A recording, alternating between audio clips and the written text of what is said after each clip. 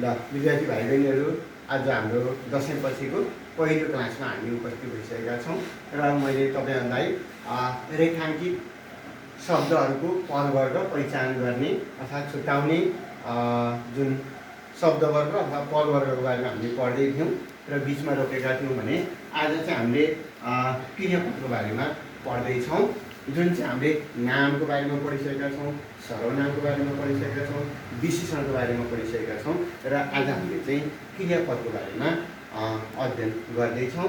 जुन क्रियापद पनि के गर्दा भन्दा विकारी पद अन्तर्गत पर्छ भनेर कागजमा लेखिसक्नुभएको छ तपाईँहरूले।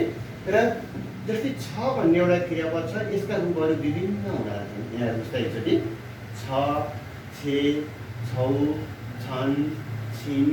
अब यहाँ अरू पनि हुन्छ। विकारी भनेको चाहिँ के हो त भन्दाखेरि एउटै शब्दलाई धेरै माध्यमबाट चाहिँ त्यसलाई चाहिँ के त भन्दा रूपान्तरण गरेर प्रस्तुत गर्न सकिने छको यस्ता रूपहरू हुँदो रहेछन् भन्ने कुरा तपाईँले यहाँ बुझ्नुभयो। र अब क्रियापद भनेको वाक्यलाई पूर्णता प्रदान गर्ने पद हो। क्रियापद भनेको के रहेछ? कुनै पनि एउटा वाक्यलाई पूर्णता दिने, पूर्णता प्रदान गर्न आउने पदलाई क्रियापद भनिन्छ। खास गरी यसलाई वाक्यको केन्द्रीय तत्त्वको रूपमा पनि लिन सकिन्छ। के को रूपमा? केन्द्रीय तत्त्व। केन्द्रीय भनेको बुझ्नुहुन्छ नि तपाईँहरूले, होइन? महत्त्वपूर्ण तत्त्वको रूपमा पनि यसलाई लिन सकिन्छ भन्ने कुरा आयो। यसलाई समापिका क्रिया पनि भनिन्छ। समापिका क्रिया, यसलाई पनि थाहा गर्नुहोस्। यसले कुनै कार्य, घटना एवं कुनै अवस्था विशेषलाई जनाउने क्रियापद र कृदन्त शब्दको मूल रूपलाई धातु भनिन्छ। अब यहाँनिर आयो यो धातुको बारेमा म भोलि तपाईँहरूलाई प्रश्न क्लियर गर्नेछु। आजलाई हामीले यति नै हेर्छौँ।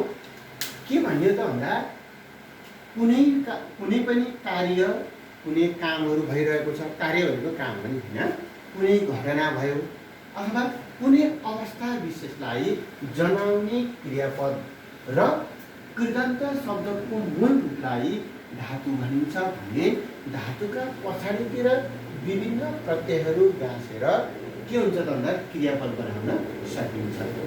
हामीले अस्ति पनि पढेका छौँ, प्रत्ययहरू जहिले पनि के हुन्छन् अरे? के हुन्छन्? मूल शब्दको पछाडिपट्टि जोडेर आउने जति सबै प्रत्ययहरू हुन्छन् भनेर भनेको थियौँ, होइन? हामीले खास गरी व्याकरणमा सबैभन्दा बढी विचलित हुने पद नै क्रियापद हो।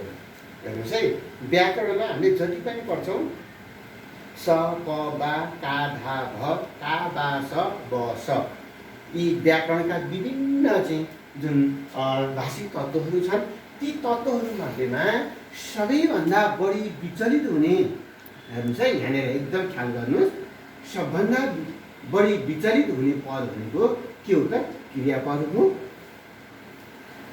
जसमा त्यसैले क्रियापदबाट लिङ्ग, हेर्नुहोस् है, क्रियापदबाट के? लिङ्ग, ख्याल गर्नुहोस् है, लिङ्ग भन्नुहोस् त, वचन, पुरुष, आदर, काल, पक्ष, भाव, वाच्य, ध्रुवीयता, प्रेरणार्थकता। अर्थात् लिङ्ग भनेको पुलिङ्ग र स्त्रीलिङ्ग भनेर पढ्नु भएको छ तपाईँले, होइन? त्यसै गरी वचन भनेको एकवचन र बहुवचन भनेर पढ्नु भएको छ। पुरुष भनेको प्रथम पुरुष, द्वितीय पुरुष र तृतीय पुरुष भनेर पढ्नु भएको छ। अनि आदर भनेको छ शून्य, अनि सामान्य, अनि मध्यम, अनि उच्च भनेर तपाईँहरूले पढ्नु भएको छ आदर। त्यसै गरी काल भयो भूत र अभूत, भूतकाल, अभूतमा वर्तमान र भविष्यकाल पर्छ भनेर हामीले पढ्न बाँकी नै छ। त्यसपछि पक्ष भयो सामान्य, अपूर्ण र पूर्ण पक्ष, अज्ञात, अव्यस्त जस्ता कुराहरू पक्षभित्र पर्छन् भने भाव, भावमा चाहिँ भाववाच्य भनेर हामीले जुन भावको बारेमा भन्छौँ, सामान्यार्थ, इच्छार्थ, आज्ञार्थ इत्यादि चाहिँ भावमा पर्छन्। त्यसै गरी वाच्य अन्तर्गत चाहिँ कर्तृवाच्य, कर्मवाच्य र भाववाच्य तीनवटा पर्दछ। ध्रुवीयता भनेको करण र अकरणलाई ध्रुवीयता भनिन्छ भने अर्को हो प्रेरणार्थकता। जुन रामलाई आमाले दुध पिलाउनु भयो भनेर हामीले बनाएका थियौँ वाक्य हो यो प्रेरणार्थक। जस्ता डट डट आदिका आधारमा विभिन्न क्रियापदहरूको निर्माण गर्न सकिन्छ। क्रियापदलाई चाहिँ यिनीहरूका आधारमा चाहिँ के गर्न सकिँदो रहेछ त भन्दाखेरि निर्माण गर्न सकिँदो रहेछ भन्ने कुरालाई ख्याल गर्ने। कर्ताका आधारमा क्रियापदलाई मिलाउनु पर्छ। अब हामीले धेरै केही कुराहरू हामीले पढिसकेका छौँ र विशेष गरी प्रेरणार्थकता, ध्रुवीयता, वाच्य, भाव, पक्ष्य, काल, आदर, पुरुष, वचन, लिङ्ग आदिका आधारमा विभिन्न क्रियापदहरूको निर्माण गर्न सकिन्छ। जसमा 1 नम्बरमा हो वाक्य समापनका आधारमा क्रियापदलाई। अब वाक्य समापनका आधारमा क्रियापदलाई कसरी हेर्न सकिन्छ त भन्दा समापिका क्रियापद र असमापिका क्रियापद गरेर दुई प्रकारका हुँदो रहेछन् वाक्य समापनका आधारमा भनेर हेर्छौँ। भोलि फेरि हामी अर्को चाहिँ असमापिका क्रिया, समापिका क्रिया अनि त्यसपछि गएर अर्को अरू पनि छन् यसका प्रकारहरू। मध्येमा जुन चाहिँ समापिका क्रियापद भनेको के हो त भन्दा नाम वा सर्वनामले गरेका कार्य। अब हामीले पढिसकेका छौँ नाम, राम, श्याम, हरि, गीता, सीता, गाई, भैँसी इत्यादि हामीले नाम शब्दहरू थुप्रै नाम शब्दहरू पढ्यौँ। तिनीहरूले अथवा सर्वनामले, सर्वनाम अथवा सर्वनाम, नामले नाम अथवा सर्वनामले गरेका कार्य पुरा भएको बुझाउन आउने क्रियापदलाई समापिका क्रियापद भनिन्छ। समापिका भनेको वास्तवमा के हो त वाक्यलाई पुरा गर्नु भन्ने पनि बुझिन्छ। नाम र सर्वनामले गरेका कार्य ख्याल गर्ने है। यहाँ फेरि विशेषणको कुरा आएको छैन नि, छैन। नाम र सर्वनामको कुरा मात्रै छ।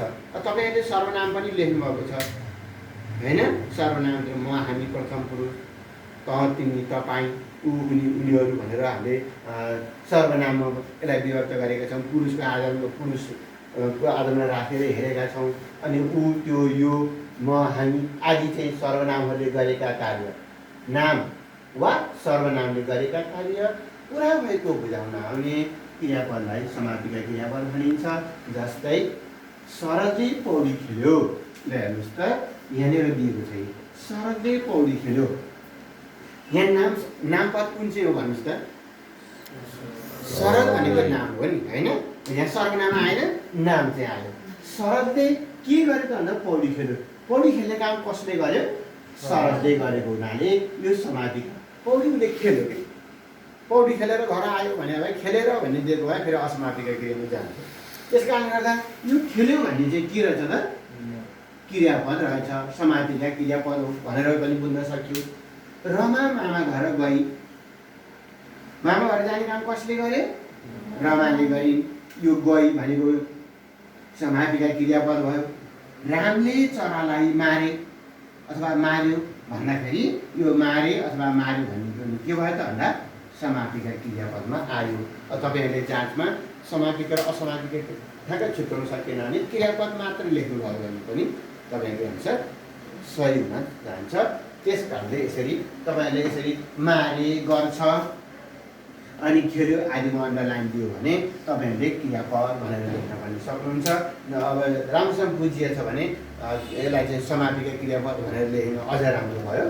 र त्यसै गरी असमापिका क्रियापद नाम वा सर्वनामले गरेको कार्यलाई, अब यहाँ पनि त्यही थियो होइन त, नाम वा सर्वनामले गरेको कार्यलाई पुरा गर्न वा टुङ्ग्याउन नसके। यहाँ चाहिँ के गर्यो? पुरा भएको भनेर चाहिँ ख्याल गर्नुहोस् है। पुरा भनेको काम फत्ते गरेको भनेको, तर यहाँ चाहिँ के भयो भन्दा पुरा गर्न नसकिने भन्ने ख्याल गर्नुहोस् है। यो दुईटामा जोडेर राम्रोसँग ख्याल गर्नुहोस् है।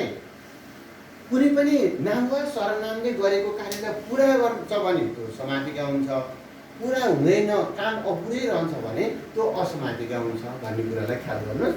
टुङ्ग्याउन नसक्ने क्रियापदलाई असमापिका क्रियापद भनिन्छ। जस्तै घुमेर, पढेर, खाएर, डुलेर, भनेर, भनी, हिँडेर, गरेर आदि चाहिँ के हुन्छ भन्दा असमापिका क्रिया हुन्छ। तपाईँहरूलाई परीक्षामा सोधेको थियो घुमेर भन्ने आएको थियो होइन। त्यहाँ घुमेर कि डुलेर के भन्दै हुनुहुन्थ्यो? त्यो तपाईँले क्रिया विशेषण लगाएँ मैले भन्नुभएको थियो त्यो सरासर गलत। त्यस कारणले गर्दा यस्ता शब्दहरू यस्ता पदहरू चाहिँ के हुन्छन् भन्दा असमापिका। अन्तिममा एर आयो भने के आयो भने एर आयो भने के भयो त भन्दा यिनीहरू असमापिका हुन् भन्ने कुरालाई ख्याल गर्ने। जस्तै यहाँ एउटा इक्जाम्पल लेखेको छ, राम दिनभरि हिँडेर घर आयो भन्दाखेरि यो हिँडेरमा तपाईँहरूले हिँडेर आयो भने अनुराम दियो भने पनि क्रियापद भयो। तर यो समापिका र असमापिका भनेर चाहिँ लेख्न चाहिँ परेन, क्रियापद भनेर लेख्दा पनि भयो। तर तपाईँहरूले हिँडेर योलाई नदिएर यहाँ नदिएर के गर्छ त भन्दा यहाँ हिँडेर भन्ने शब्दमा दियो भने यो चाहिँ के हो भनेर कन्फ्युजन नहुने कि यो चाहिँ के लेखिदिने, सिधै क्रियापद भनेर लेख्ने। पहिलो नम्बरमा क्रियापद भन्ने के अरे पहिलो नम्बरमा असमापिका क्रियापद भनेर लेख्ने। अब असमापिका भन्न आएन भने क्रियापद मात्रै भनेर लेखिदियो भने उत्तर चाहिँ मिल्छ। क्रियापद चाहिँ हुनु पऱ्यो। फेरि क्रिया विशेषणतिर लगाइदिनु भने यो कुरा बिग्रिन्छ। क्रिया विशेषण भनेको फरक कुरा हो, त्यसको हामीले पछि नै पढ्छौँ, म लेखाउँछु पछि नै। र यसरी चाहिँ तपाईँहरूले ख्याल गर्ने मुख्य कुरा हिँडेर पढेर खाएर डुलेर भनेर भनी हिँडेर गरेर आदि चाहिँ विशेष गरी असमापिका क्रिया हुन् भन्ने कुरालाई एकदमै मजाले दिमागमा के गर्नु पऱ्यो, एकदमै राख्नु पऱ्यो। बोझ नलिकन यसलाई सहजै रूपमा बुझ्ने तरिकाले, त्यस्तो धेरै गाह्रो छैन। सहजै रूपमा लिने, सरल रूपमा सजिलो छ, त्यस्तो गाह्रो छैन।